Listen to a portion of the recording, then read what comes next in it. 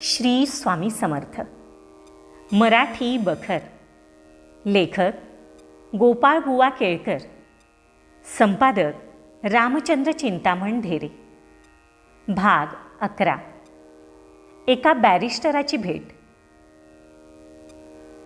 अक्कलकोटास एक वेळ अशी गोष्ट झाली की कलकत्त्याहून एक गोरा बॅरिस्टर व एक पारशी गृहस्थ आपल्या कामास मुंबईस आले होते. ते महाराजांची कीर्ती ऐकून दर्शनास आले. त्यांना बरेच प्रश्न महाराजास करावयाचे होते. दर्शन घेऊन खाली बसले आणि श्रींच्या तोंडाकडे पाहिले. त्यांच्या तोंडाकडे पाहून ते दोघे दिपून गेले आणि एकच काय तो प्रश्न केला, तो असा, आपण कोठील? त्यावर श्रींनी उत्तर दिले ते असं की आम्ही प्रथम कर्दळीवनातून निघालो. पुढे फिरत फिरत कलकत्ता वगैरे शहरं पाहिली. बंगाल देश हिंडून कालीदेवीचे दर्शन घेतले. नंतर गंगा तटाकाने फिरत फिरत हरिद्वार, केदारेश्वर, गंगोत्री, बद्रीनारायण, द्वारका, अयोध्या वगैरे हजारो तीर्थ पाहून गोदा तटाकास आलो. मग हैदराबाद, मंगळवेढ्यास बरीच वर्ष होतो. मग पंढरपूर, बेगमपूर व मोहोळास आलो. तिथं काही दिवस राहून अक्कलकोटास आलो. तो इथेच आहे असे साहेबास सांगितले.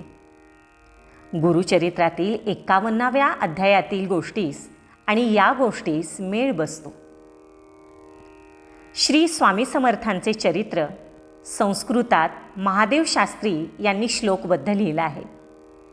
ओवीबद्ध सखाराम बाळकृष्ण सरनाईक चांबळीकर यांनी लिहिलं आहे व गद्यात मुंबईकर नारायण हरी भागवत यांनी लिहिलं आहे.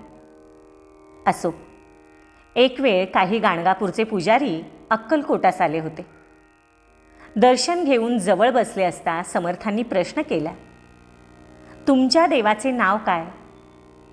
ते म्हणाले, आमच्या देवास श्री नृसिंह सरस्वती म्हणतात.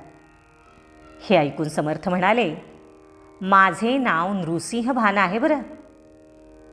स्वामीसूत म्हणून परमभक्त होते. त्यांनीही समर्थांचा अवतार अभंग रूपाने वर्णन केलेला आहे.